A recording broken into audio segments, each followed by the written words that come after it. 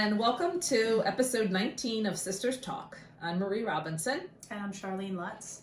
And today we're going to kind of talk through our process of what we've realized just when we think about the core beliefs and I guess core values, and how we were talking last time about how do they become part of who you are.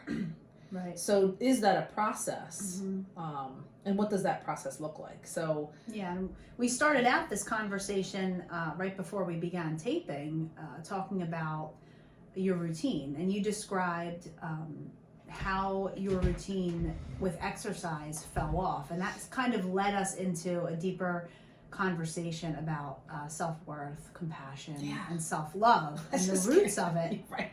So kind of like clearing the surface ideas of routine and digging in deeper. Mm-hmm. So, but I thought your routine was a good one and would be great to share about setting yourself up.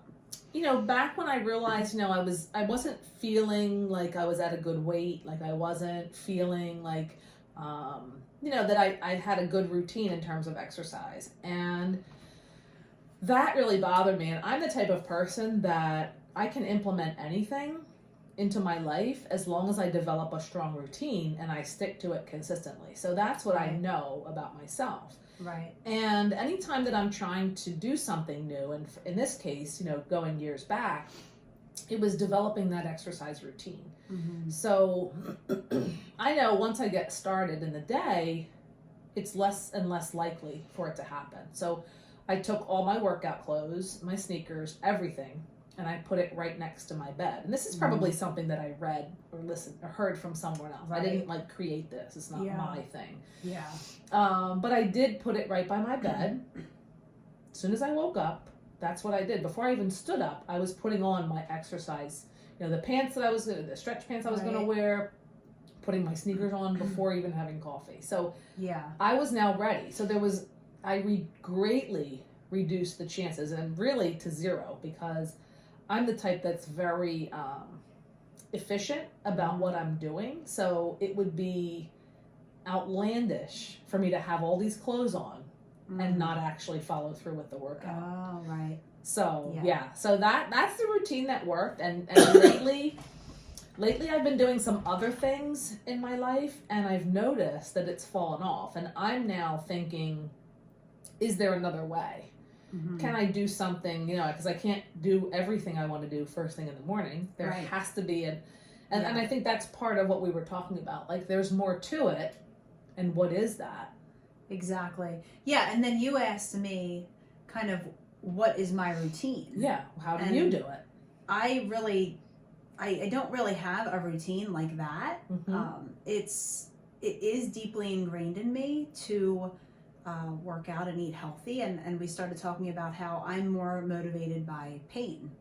So when I feel like I don't feel healthy, or I'm not feeling at a good weight, or I'm out of shape, then I tend to be super hard on myself and fall into that underlayer of self-worth. So I'm not good enough if I'm not here, right? So I go there and I tend to beat myself up. And that worked for a long time until I became really aware of the fact that I was pretty mean to myself. And so once I realized that I was so mean to myself, it put me in this weird space of in between. So how do I find the balance between being healthy and staying in shape, which I know is good for me and does make me really feel good, right?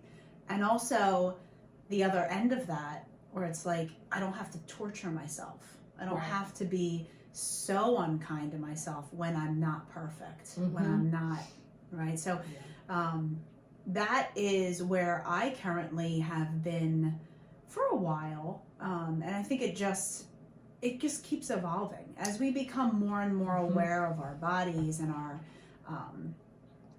different things. I still am motivated by pain, especially with foods, because I really do feel unwell when I eat too much sugar or drink too much caffeine. I think this is where it makes it harder for me because I'm not like that, right? Right. And not that there's a better or worse way, but we're just, I think, learning so much about each other Yeah. through this journey. Yeah. Because I remember, this is probably 6 weeks ago, not that long ago, and I had been on a really healthy kick, and I ate a donut from Dunkin' Donuts, and I remember telling you, like, oh, this is probably the last donut I'll ever eat because my stomach was killing me. Yeah. Well, that day came and went, and then in my mind it becomes, well, it wasn't really that bad if I'm craving a donut again, right? So since then I probably had maybe only 2, Yeah. but still, like, that doesn't work for me, and that's Yeah. okay because, again, like, we're Yeah. all on our same, And I do on the our same. individual journey. Yeah, and I do the same thing, and I think it's that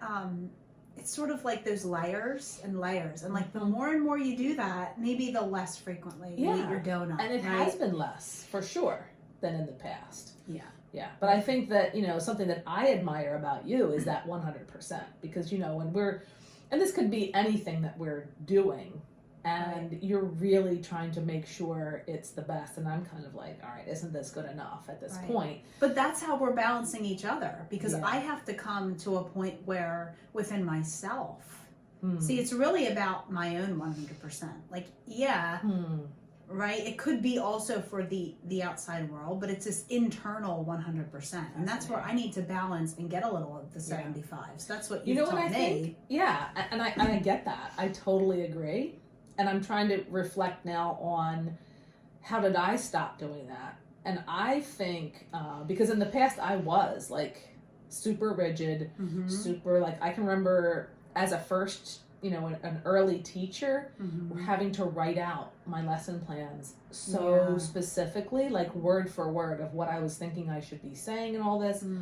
But I think over the years, again, coming with that efficiency and effectiveness, like, which are, efficiency is something that I've had to let go of in some areas, because I was getting very extreme with, like, efficiencies in my life rather than looking at the whole picture of what it was I was doing. Right. But then that efficiency allowed me to let go of it a little bit because I got so busy. Well, you begin to doing trust other things. yourself.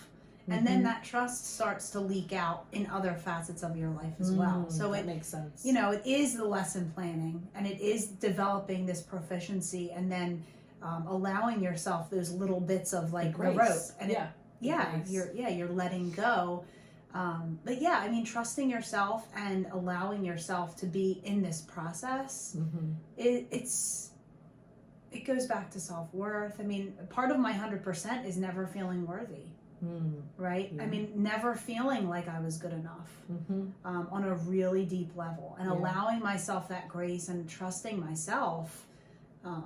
That is all part of the journey, and I think for everyone. Well, yeah, and I still have those moments and those feelings, but I think the process that I've gone through, like, I've developed some personal affirmations around that. Yeah. That I did very, again, religiously. It's a routine, so I'm going to consistently implement it. Right. And I felt like that really helped. And then also, and I'm curious about this for you, the more discomfort, like uncomfortable situations that you find yourself in, that you get through, do you feel like that also can help with those feelings of unworthy or not good enough?